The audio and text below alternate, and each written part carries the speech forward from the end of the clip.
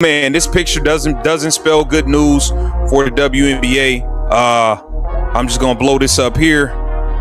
This does not look good. This does not look good. You can see empty seats all over the place. All over the place. The upper deck is completely. You see these seats up here completely empty. Completely empty up here. Barely any people up here.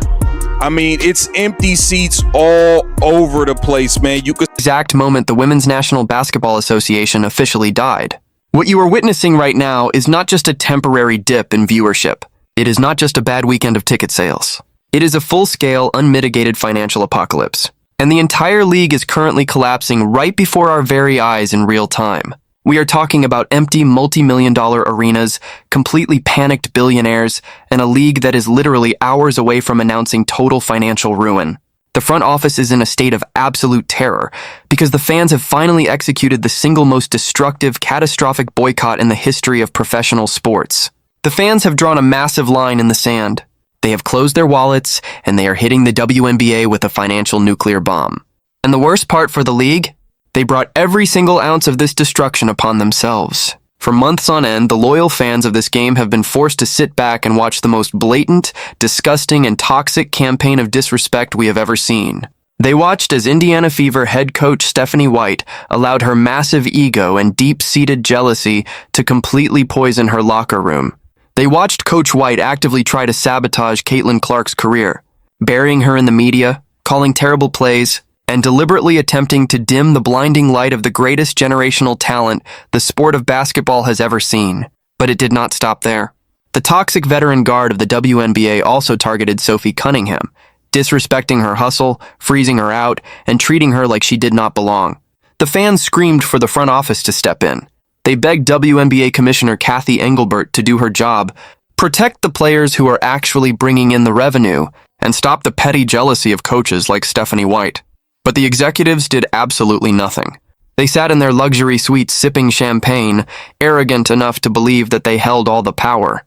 They assumed the fans were stupid. They assumed you would just keep buying their overpriced tickets, keep buying their jerseys, and keep quiet while they ruined the only stars you actually cared about.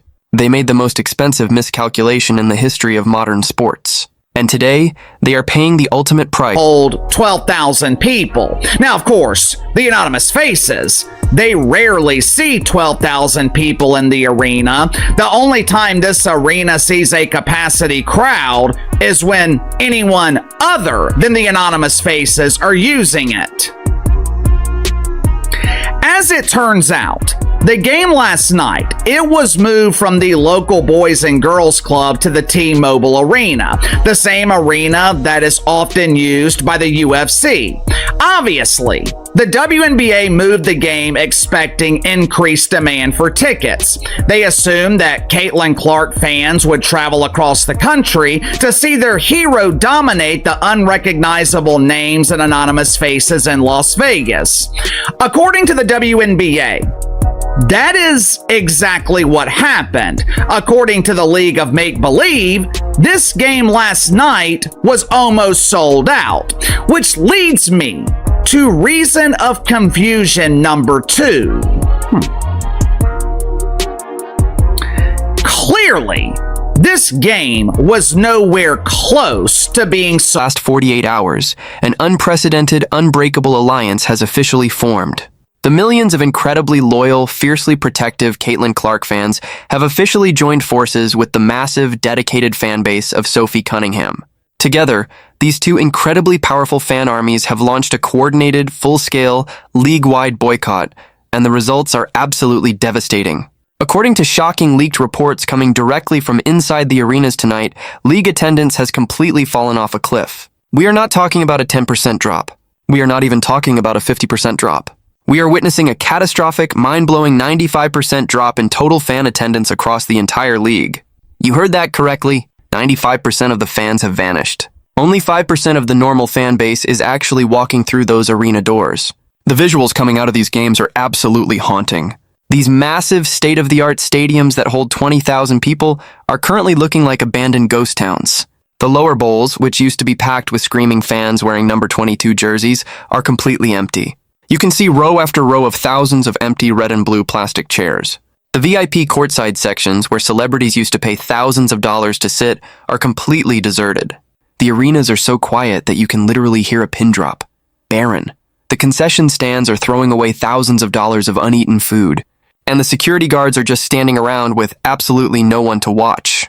The financial condition of the WNBA is in a state of total. Look, now she did show up. You've seen her reunite with Kate Martin. This was good to see. I wish the Indiana Fever would have picked up Kate Martin, but they didn't. Surprise, surprise to who? Caitlyn also did some meeting with the people. She's not gonna let the people down. But even in these videos right here, take a look at this. You're gonna see her signing. Look how empty the arena is behind her. Look at how empty the arena is behind her. All of this stuff is empty. Nobody's coming out no more. Thank you, Caleb. Got any favorite Noah song? Doors? American Cars? Yeah, man, it might be cooked for the Fever, bro. It might be cooked for the Fever. It might be cooked. Look at all these empty seats, man. Now, granted, this before the game, but geez, you seen how it was in the previous slide I showed you. This is wild, man. Way to run off a fan base. Way to ruin the golden goose. Congratulations, idiots. Congratulations. Speaking of idiots, we got to get to what Nate Tibbetts had to say. Nate Tibbetts addressed the flagrant foul situation with Alyssa Thomas. Let's see what he had to say. Nonsense. I'd like to address the AT situation. First off, the Mercury organization would like to let AT know that Caitlin Clark's dedicated fans buying up every single ticket at heavily inflated prices. The dark, ugly reality of the league's financial situation is being brutally exposed to the world. Millions and millions of dollars in ticket revenue have vanished completely overnight. The merchandise stores inside the arenas are reporting zero sales. Zero. The television ratings, which were breaking all-time network records just a few weeks ago, have plummeted so fast that the broadcasting networks are reportedly having emergency meetings. The WNBA was finally profitable for the very first time in its long, struggling existence. And it was entirely because of Caitlin Clark. And now, because they stubbornly refused to protect her from Stephanie White's petty jealousy and vicious sabotage, every single penny of those profits has completely evaporated into thin air. The message being sent by the fans is brutal, ruthless, and uncompromising. If you do not respect Caitlin Clark, and if you do not respect Sophie Cunningham, you do not get a single dime of our hard-earned money. Period. Inside the executive offices across the league, there is reportedly an atmosphere of absolute, uncontrolled chaos. The billionaire ownership groups are staring at daily financial spreadsheets that look like a horror movie. They are bleeding money at an unprecedented, uncontrollable rate. But the real panic is coming from the corporate sponsors. The massive Fortune 500 companies that signed multi-million-dollar television and arena deals expecting sold-out crowds are now furiously calling the league office. Executives from companies like Nike, State Farm, and Gatorade are reportedly demanding to know why their expensive advertisements are being displayed in front of thousands of empty chairs and a massive PR disaster. Stephanie White's massive ego and uncontrollable jealousy has literally bankrupted the entire operation. She thought she was the boss. She thought the fans were showing up to watch her outdated defensive schemes and her brilliant play calling. She completely forgot that without Caitlin Clark, nobody cares about Stephanie White. And now her refusal to embrace her superstar rookie has put the entire existence of the league in severe financial jeopardy. Last night was in the top 3 hardest games to watch of the season. It was brutal. God dog, last night was boring. In fact, I said last night during the watch party that only the WNBA could have a battle between what's supposed to be 2 of their top 5 biggest stars, Paige Beckers and Caitlin Clark. Only in the W could the WNBA figure out how to take a game like that, make it close for most of the game, and it be boring as hell. That's some W shit. That happens a lot in this league. A lot in this league. Vanderbilt Fever. Caitlin White literally got tackled. Stephanie White just sits there with her arms crossed. sniffing and twitching. Congratulations, Stephanie Weatherspoon. Oh, damn. Shout out Teresa Weatherspoon. Whoa. Lethargic performance. That's on the coach. I mean, that's just all there is to it. Stephanie White, rhythm-killing circle the wagons offense. God. Just make one more pass. I dare you. Make one more pass. You all need a new coach, just saying.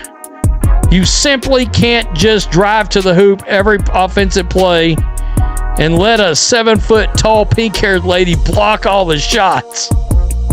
You know, there really wasn't a lot of adjustment to that, was there?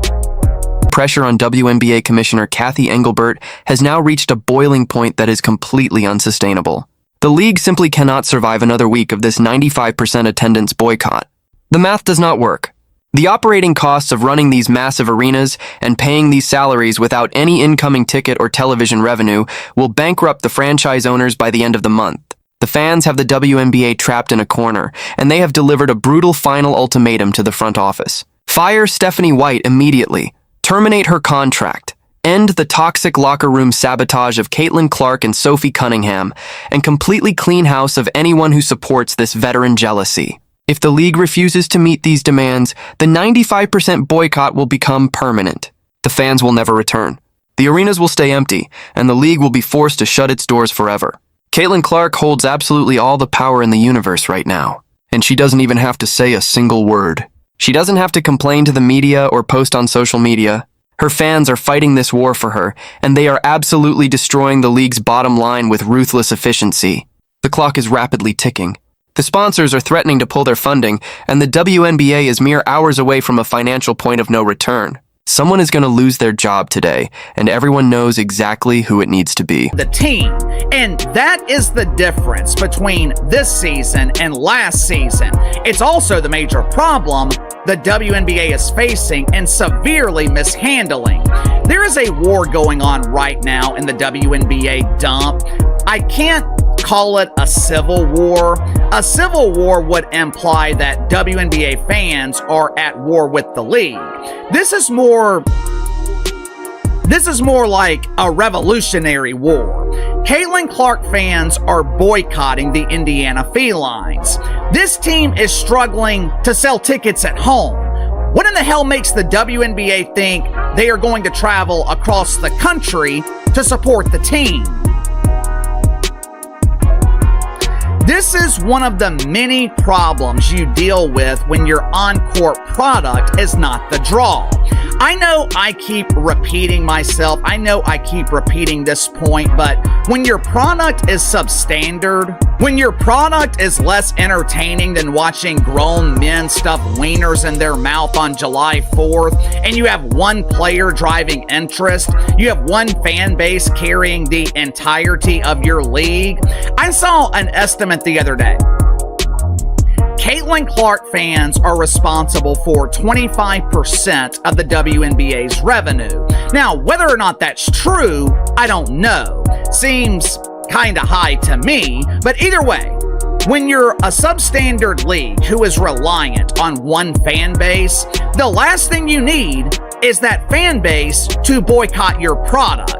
Even if 20% of the Caitlin Clark fan base boycotts the product, boycotts the league, that could have a massive financial impact on the WNBA. If you don't believe me, look at ticket prices. Look at the empty seats. 2 years ago, Caitlin Clark fans were packing arenas on the road and paying almost $200 for tickets. Last night, the average ticket was selling for $17, and they still couldn't sell out. You know, the WNBA has mishandled this situation from the very beginning, even though... I need to hear from every single one of you watching this video right now. I want you to go absolutely crazy in the comments section down below. Are you proudly participating in this historic 95% WNBA fan boycott? Have you stopped buying tickets and merchandise to protest the sabotage? And do you think the panicked billionaire owners will be forced to step in and fire Stephanie White before the sun goes down today, just to stop this massive financial bleeding? Let your voices be heard loud and clear down in the comments, because I promise you the owners